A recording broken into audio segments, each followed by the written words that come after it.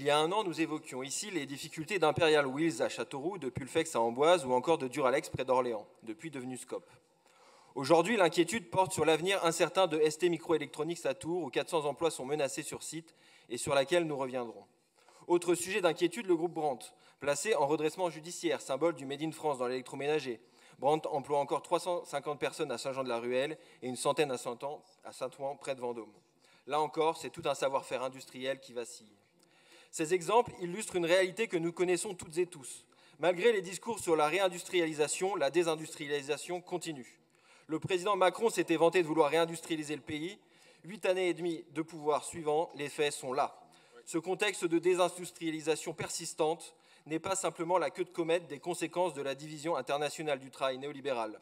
Il résulte d'un changement profond dans la nature même de l'organisation des échanges internationaux que l'Europe n'a pas anticipé. Pour faire écho à l'une des conférences des rendez-vous de l'histoire de Blois, le monde est d'une certaine manière redevenu colbertiste. Nous vivons un moment de raréfaction des ressources naturelles et une course aux matériaux stratégiques pour la transition écologique. Dans ce contexte, les États-Unis, voyant leur domination contestée, ont, depuis une dizaine d'années, changé les règles du jeu, bien avant la guerre des tarifs douaniers de 2025.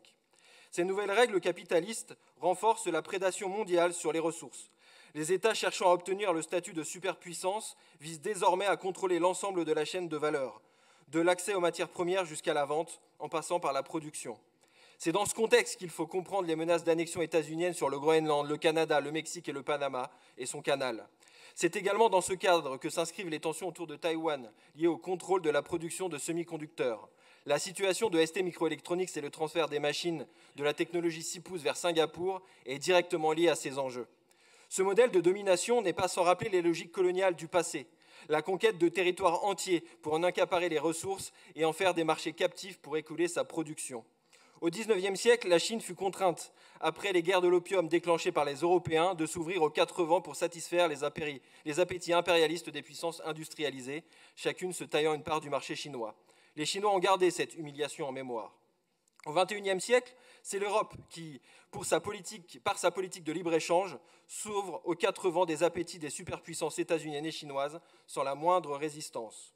À travers l'accord inégal conclu par Ursula von der Leyen avec le président Trump, à travers les traités comme celui du Mercosur, à travers la politique de l'offre conduisant à susciter l'intérêt d'investisseurs en capitaux étrangers extra-européens, la Commission européenne et ses soutiens mènent une politique mortifère pour l'Europe et pour la France, pour nos agriculteurs, pour nos ingénieurs, pour nos ouvriers et toute notre industrie.